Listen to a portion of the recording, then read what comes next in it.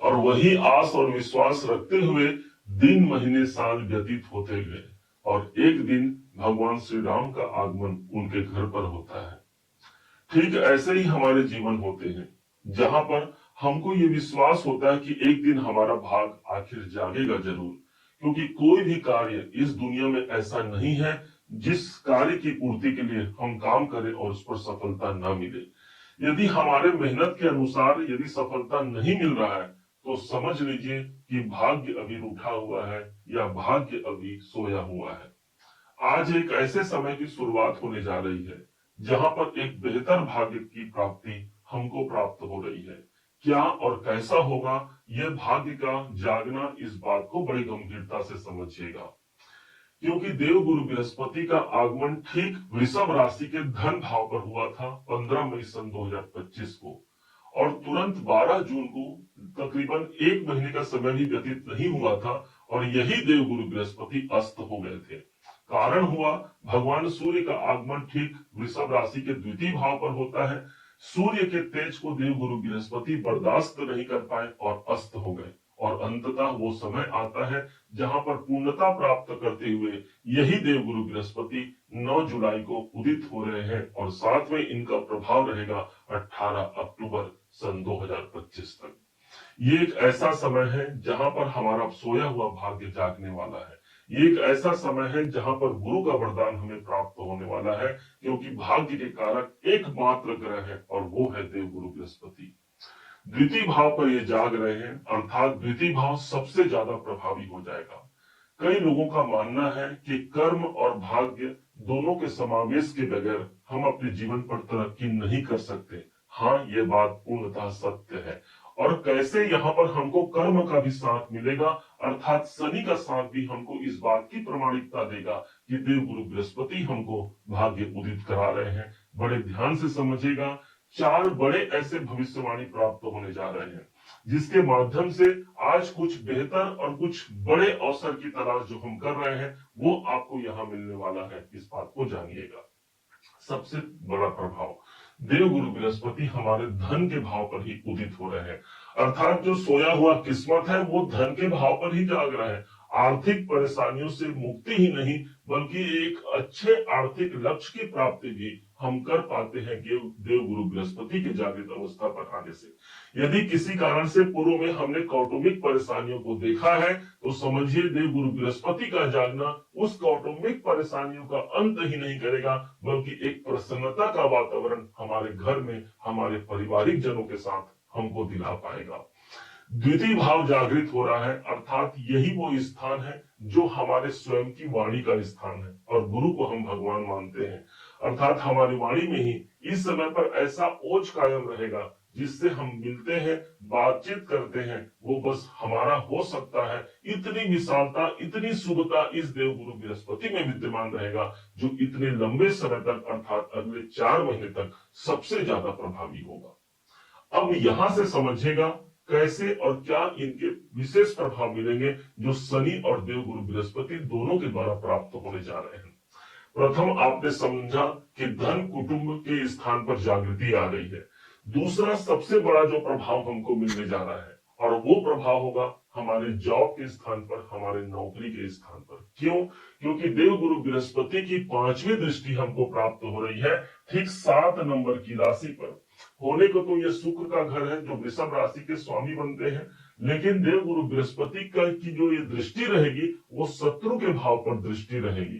परंतु यहाँ पर देव गुरु बृहस्पति और शनि के मध्य एक एग्रीमेंट होता है, क्योंकि शनि यहाँ पर देव गुरु बृहस्पति के घर पर ही बैठे हैं और यहाँ गुरु की दृष्टि शुक्र की राशि पर पड़ रही है और यही वो 7 नंबर की राशि है जिस स्थान पर शनिदेव उच्च के होते हैं। अर्थात वो एग्रीमेंट हुआ, आप मेरे घर को खराब मत करना, मैं आपके उच्च के स्थान के उच्च के घर को खराब नहीं करूंगा। और इसी कारण से जो छठे भाव के सबसे ज्यादा मजबूत परिणाम हमको प्राप्त होते हैं हमारी नौकरी में सफलता को लेकर के। यदि किसी नए जॉब की तैयारी कर रहे हैं, उस पर प्रयास किया है, अभी तक हमको प्राप्त नहीं हुआ है, एक बार पुनः फिर से प्रयास करके देख सकते हैं। ये देव गुरु बृहस्पति का के वरदान के स्वरूप आप मान सकते हैं। शनि का वरदान ऑलरेडी प्राप्त हो रहा है। वास्तव में ये स्थान आपके कर्जों का भी होता है। कर्ज से हम परेशान हैं, हमारे लोन अधिक बढ़े हुए हैं, तो यहाँ एक ऐसा प्रभाव आ सकता है जो कम से कम हमको वो रास्ता सुलभ करा देगा जिस रास्ते पर चलकर हम अपने कर्जों से मुक्ति पा सकते हैं। यही वो स्थान है जो हमारे रोगों का होता है, रोग का स्थान है। गुरु की दृष्टि आ रही है, रोग यदि कितने भी बलशाली हो, ध्यान रखिएगा, जा पर कृपा राम की होई, ता पर कृपा करहि सब कोई। अर्थात उस रोग के समन होने का यही शुभ समय होगा जहां उससे हम निजात पा सकते हैं। यही छठा घर वो स्थान हो गया यदि हम शत्रुओं से परेशान हैं, शत्रुओं से मुक्ति भी हमको प्राप्त होती है, क्योंकि यहाँ गुरु की दृष्टि पड़ रही है। हमेशा इस घर को ये 4 महीने तक प्रभावी बना करके रखेंगे। अब तीसरे प्रमाण को समझिएगा। तीसरा प्रमाण जो हमको प्राप्त होने जा रहा है, देव गुरु बृहस्पति की 7वीं दृष्टि पड़ रही है ठीक अष्टम भाव पर। तो वहीं पर शनिदेव जो कि 11वें घर पर बैठे हैं, इनकी 10वीं दृष्टि पड़ रही है ठीक 11वें घर अष्टम भाव पर। अर्थात अष्टम भाव इस समय पर जागृत हो गया। अष्टम भाव वो स्थान हो गया जो हमारे बाधाओं और परेशानियों का होता है, परंतु गुरु के दृष्टि के प्रभाव से और शनि के दृष्टि के प्रभाव से उस स्थान पर हम काम कर पाएंगे ना भाई। शनि हमारा कर्म है और गुरु हमारा भाग्य है, और जिसके कारण से मुझे परेशानियां आ रही हैं, मैं उस परेशानियों के निराकरण के लिए मैं कार्य करता हूं। न सिर्फ मेरा काम वहां लगेगा, बल्कि मेरे भाग्य की कृपा भी मुझे प्राप्त होती है। जो लोग ऑकल्ट में हैं, ज्योतिष में हैं, तंत्र मंत्र की साधना करना चाह रहे हैं, ये समय उनको ईश्वर की प्राप्ति के लिए एक सबसे ज्यादा अनुकूल समय होगा। अब यहीं से एक अगले प्रमाण का शुरुआत होता है, और वो है सीधे 10वां भाव, आपका करियर। क्यों, समझिएगा। देव गुरु बृहस्पति की 9वीं दृष्टि अब जागृत अवस्था की दृष्टि है, भाग्य की दृष्टि है, वो 9वें भाव पर पड़ रही है। और ऊपर से शनि देव इस समय पर वक्री अवस्था पर आकर के इनका एक प्रभाव एक घर पीछे होगा, अर्थात 10वें भाव पर सबसे ज्यादा मजबूती से प्रमाण भी अभी शनि देव हमको प्रदान कर पा रहे हैं। यहाँ पर भी कैरियर में भी भाग्य और कर्म का समावेश हमको प्राप्त हुआ, इसलिए सबसे ज्यादा मजबूत तो मेरा कर्म क्षेत्र हो गया। मैं जो कार्य करता हूं, यदि उस कार्य में मुझे सफलता नहीं मिल रही है, अर्थात भाग्य की कमी रह गई है, अब भाग्य का साथ भी मुझे मिल गया। मेरे भाग्य का साथ मिल गया, मेरे कर्मों के स्वामी शनि देव की कृपा अधूरी रह गई है, तो शनि भी इस समय पर वक्री होकर के 10वें भाव का प्रमाण दे रहे हैं। कोई अधूरा कार्य इस समय पर मजबूती से पूरा होगा। कोई कार्य आपने किया है, उस कार्य की जागृति आपको प्राप्त नहीं हुई है, आप जितना मेहनत कर रहे हैं उतना आपको फल प्राप्त नहीं हो पा रहा है, तो यहाँ पर उसी फल की प्राप्ति के लिए एक ऐसा समय फलीभूत होने जा रहा है जहां पर शनि और देवगुरु बृहस्पति मेरे कर्म क्षेत्र को अच्छा बनाएंगे। न सिर्फ मेरे कर्म क्षेत्र, बल्कि वो सभी क्षेत्र जो मैं अपने हाथों से अपने जीवन में मैंने अपना लक्ष्य बनाया था, उस लक्ष्य तक पहुंचने के लिए गुरु और शनि के संयुक्त गोचर पद्धति के अनुसार हमारा 10वां भाव सबसे ज्यादा मजबूती से काम करेगा।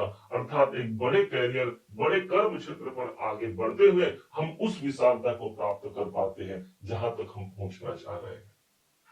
क्या उपाय करना है, ध्यान दीजिएगा। उपाय की विशेष कोई आवश्यकता नहीं है, फिर भी आपको बता दें, देव गुरु बृहस्पति की दृष्टि पड़ रही है, गुरुदेव ही जाग रहे हैं। बेहतर भाग्य की उन्नति के लिए देव गुरु बृहस्पति साक्षात हमारे शिव स्वरूप होते हैं। जिनके कोई गुरु नहीं होते हैं, भगवान शिव शंकर जी जगत के गुरु होते हैं।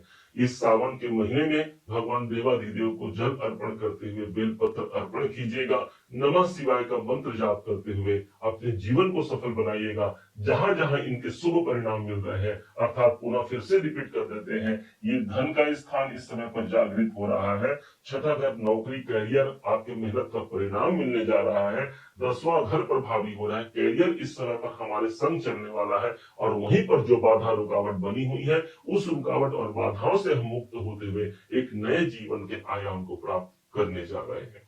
उम्मीद है आप सबने इसे समझा, आप सबने इसे जाना है। यदि आपने इसे समझा है, जाना है, मेरे समझाने का प्रयास यदि आपको सार्थक लगा हो, मेरे समझाने का तरीका यदि आपको सार्थक लगा हो, तो हर बार की भांति इस बार भी अपना प्यार भरा लाइक और कमेंट करना कभी मत भूलिएगा। और हाँ, यदि अभी तक आपने चैनल को सब्सक्राइब नहीं किया है, सब्सक्राइब जरूर कीजिएगा। पुनः एक बार फिर आप सभी का दिवस बहुत मंगलमय हो, इन्हीं शुभकामनाओं के साथ। जय श्री राम।